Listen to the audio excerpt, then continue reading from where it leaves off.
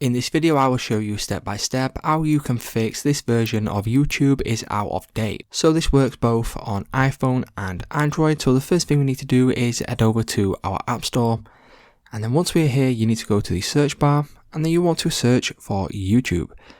So once we search for YouTube, you want to select the top search result.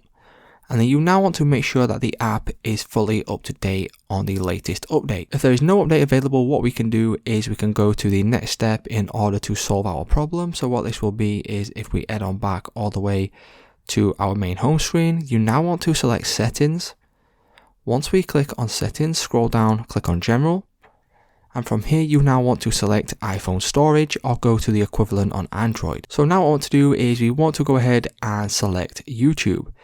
Once we click on YouTube, you now want to select offload app, and then once you click on offload app, what you'll then be able to do is reinstall this, and essentially what this will do is it will fully refresh the YouTube app, and then you can go ahead and make sure it's on the latest update. Once you do this, that will mean that you have solved the problem where the version of YouTube is out of date. So it's just that simple, guys. If this video did help you out, please leave a like on today's video, and I will see you in the next one.